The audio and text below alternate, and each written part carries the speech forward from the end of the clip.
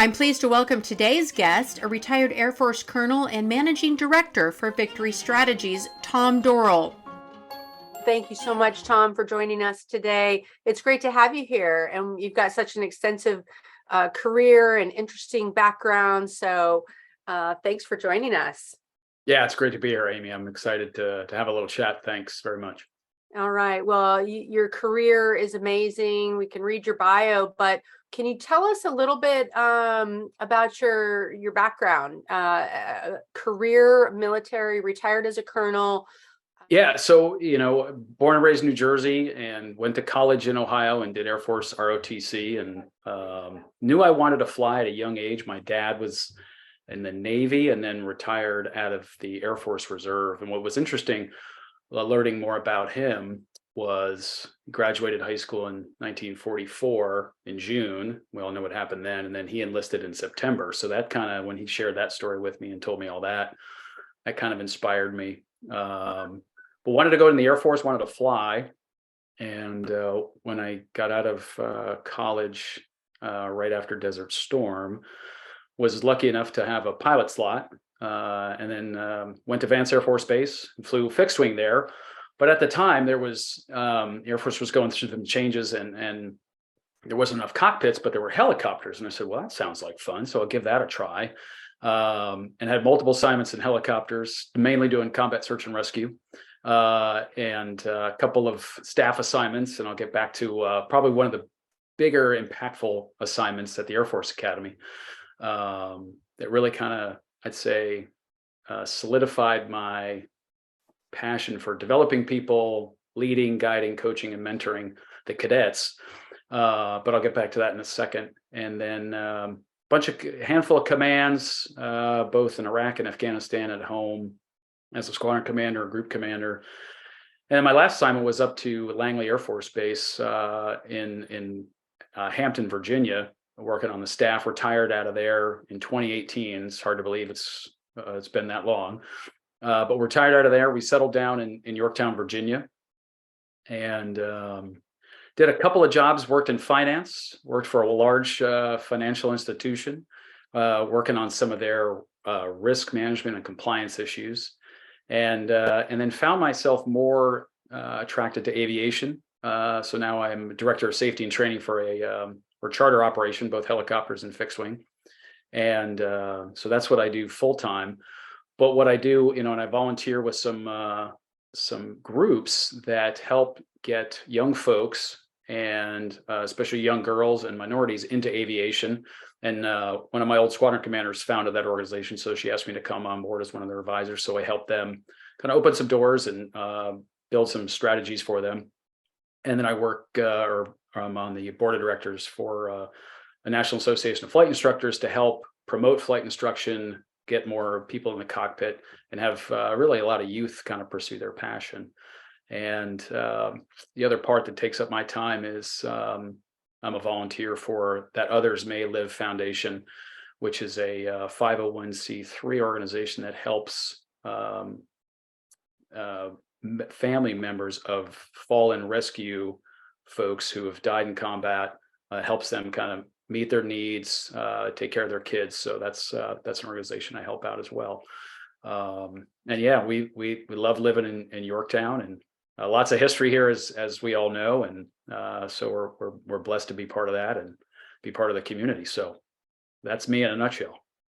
Well, wonderful. And you've just recently joined Victory Strategies as a managing director. And so they're very lucky to have you with your years of expertise and leading and coaching and mentoring. You have many passions. And I love this time in people's career where they've really done the hard work, and now it's time to give back and pursue some of your own passions and open up doors and opportunities for others, which it sounds like you found some great organizations where you can really lend to your expertise.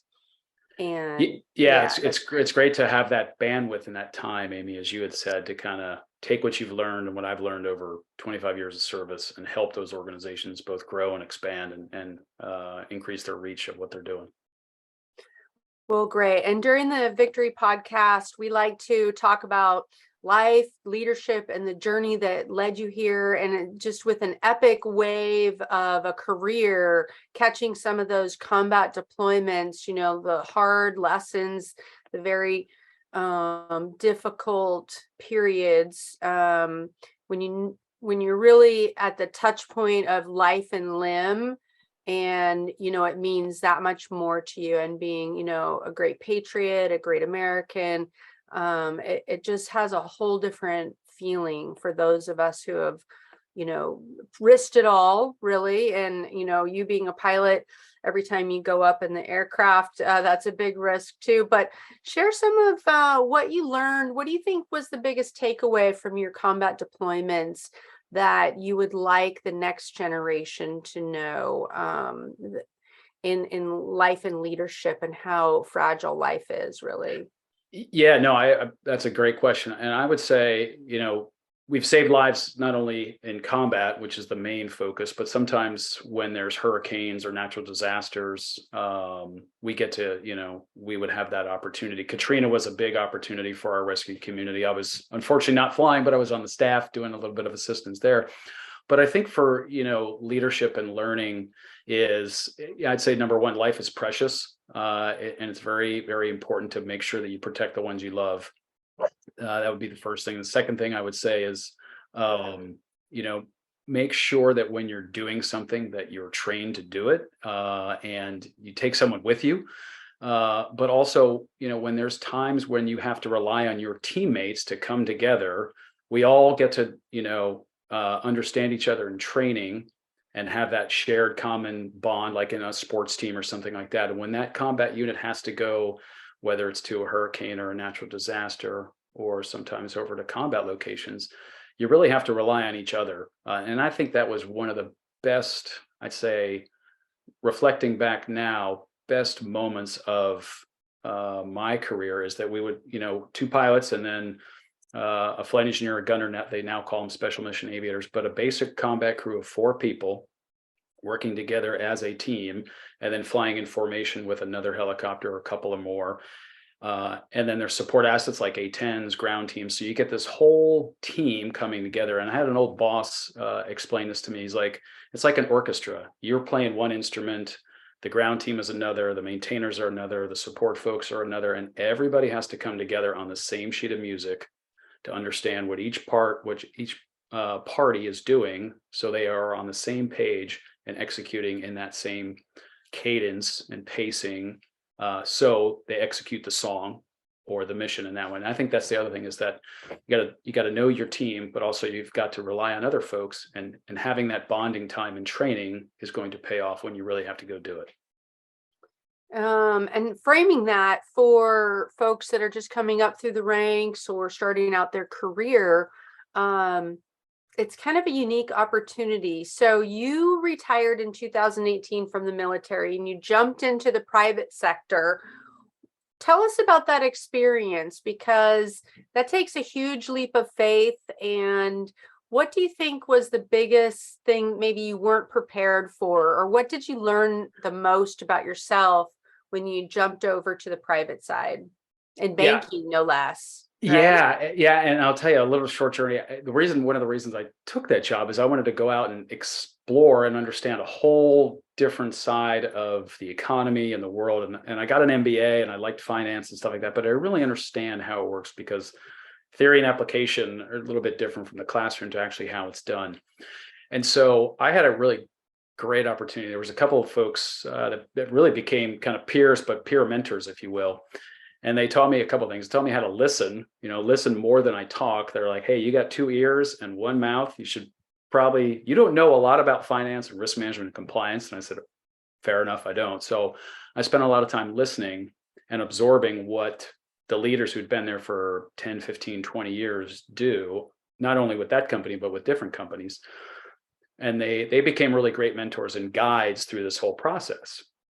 So that was number one. I'd say number two, the way that they led through problems, whether it was problem solving or coming up with different solutions to present to the boss or whoever the decision maker was at the time, and how they evaluated choices of what was important and what was not.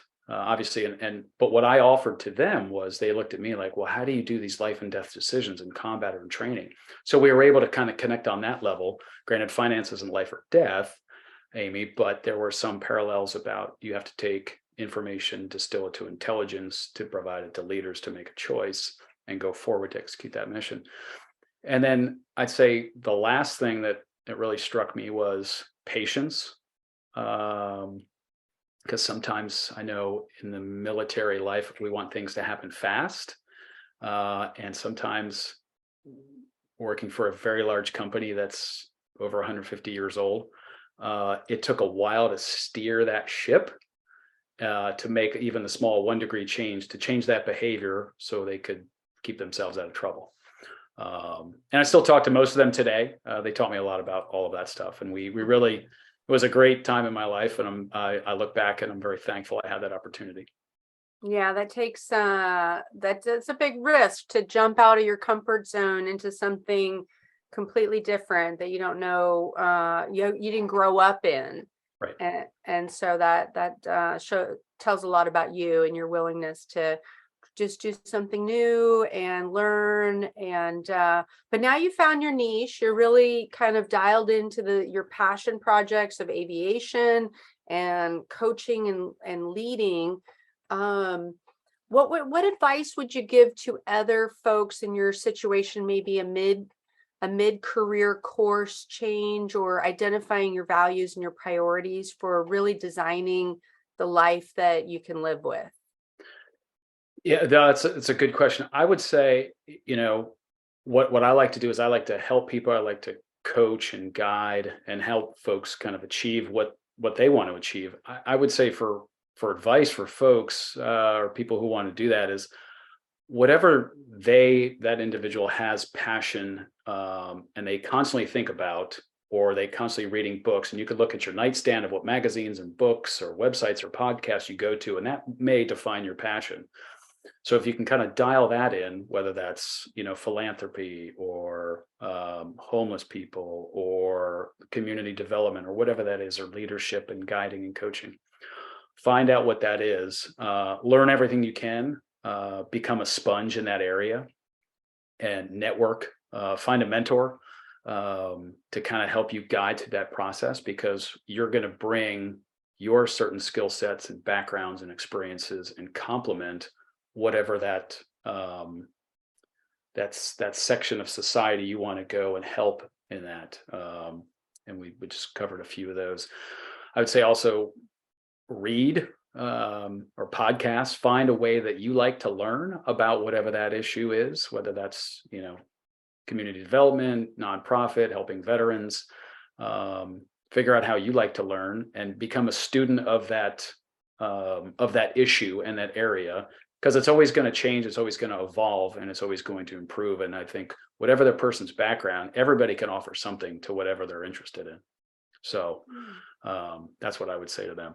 Oh, wonderful. Now, as you move forward and want to do more coaching and mentoring of our young generation, can you describe what tips? Well, let me ask you this: what tips would you give yourself, your 25-year-old self, now looking back? What would you tell yourself if you were 25?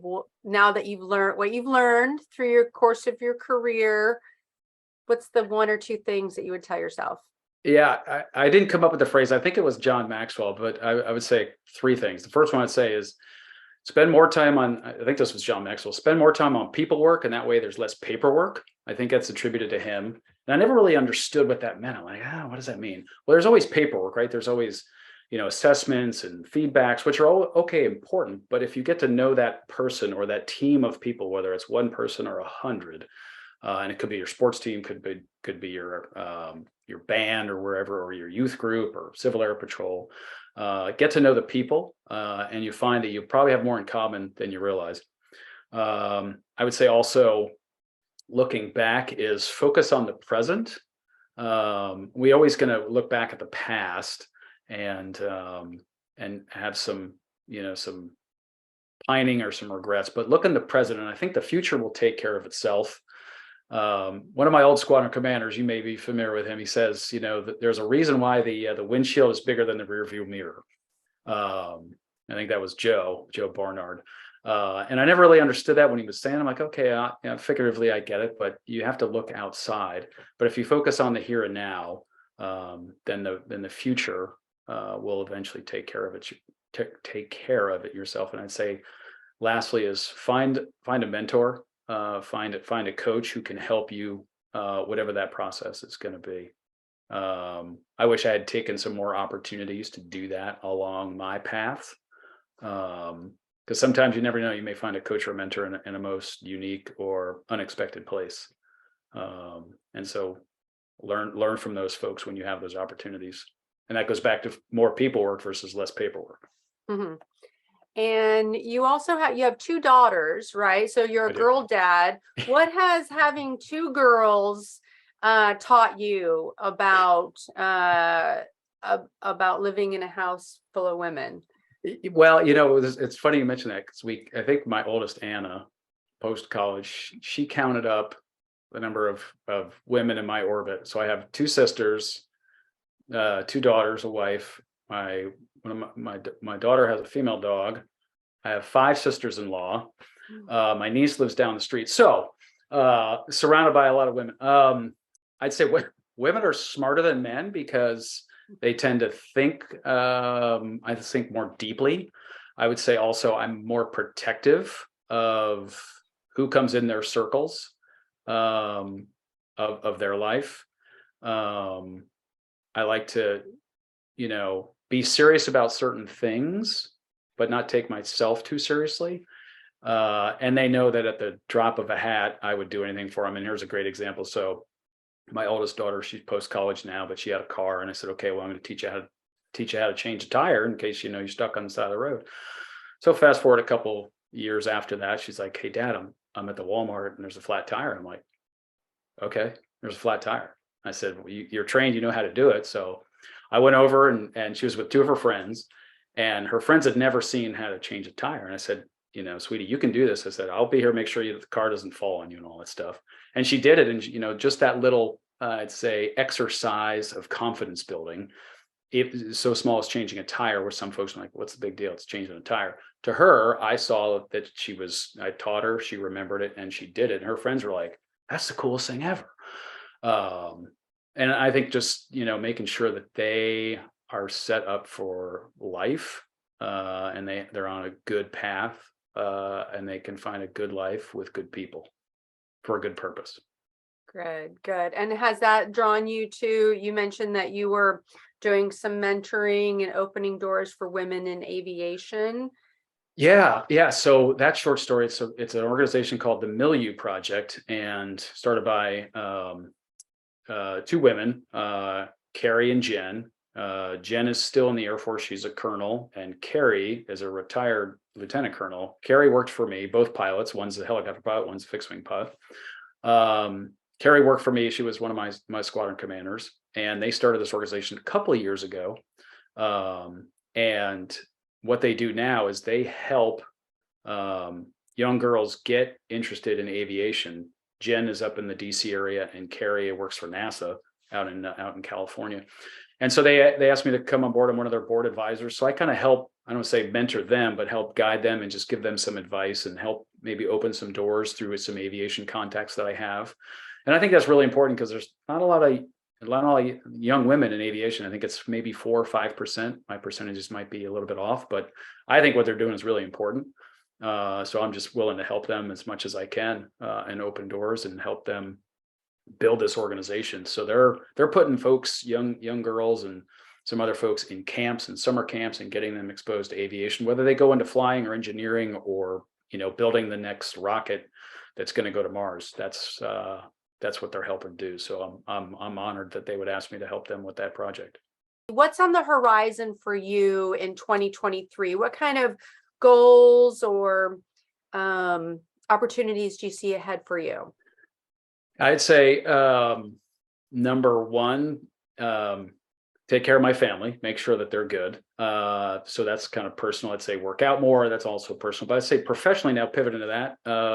Complete, my coaching assessment and certification for VS, and then really just helping VS Victory Strategies really just accelerating leadership, as we like to say, and being available to be a coach and maybe a mentor to any folks that need it, to help them kind of increase and grow their leadership acumen, abilities, and skills, whether that's through podcasts or coaching or writing and posting on our leadership library. I'm honored to be part of Victory Strategies, and I think we've got a fantastic brand and a great opportunity. And then really just have a little fun, I'd say, in the third part of that. And really just, helping out wherever I can, whether that's in the community or with Victory Strategies or with friends. That's about it. Wonderful. Well, coming out of the pandemic, everyone's got some big goals and kind of putting a lot of things on hold, personal ambitions on hold, and now people are setting goals and new agendas. Do you recommend that for people? Do you like to resolutions or a list, or what do you see for the new year? Yeah, I'm a big task-oriented person because you have checklists and the way that I've learned to fly. The problem, I think the challenge with that is don't become beholden to the lists, because then there's less spontaneous time for spontaneity. I'd say as we come out of the pandemic, I think folks during the pandemic have really reassessed and assessed where they are in life and what's important to them and what's important to them going forward. But in terms of resolutions, I'm more of that's a good question. I would say I'm more of a what do I want to accomplish, and then let's work backwards from the objective. Like if I want to be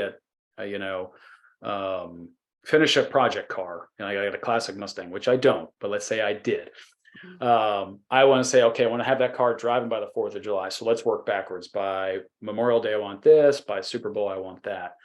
That's kind of how I like to do things. Do I always do that? No, I'll be honest, I don't. So figuring out where you want to be and then working backwards. That's one thing we did in my previous life, because we had to plan from where the survivor was backwards. And I'd say maybe not resolutions, but more just resolving to change something in your life. I know that's a little derivative of resolution. But then also taking time to self-reflect of what happened last year, what went well, almost like a self-debrief, and then figuring out what you can leave behind and what you have to carry forward with you. So that's what I would say to folks. And the debrief, the big debrief with pilots is an essential part of just your overall operations. What can you tell people about the importance of just using that as a tool for self-reflection after an event, or really anything? Can you share and give us some glimpses into what the debrief is and how important that is? Yeah. So, I graduated from the Air Force Weapons School. So the version of Top Gun, and went back to as an instructor. So I'd say that was a seminal moment in my life, kind of changing the way that I look at things and debrief.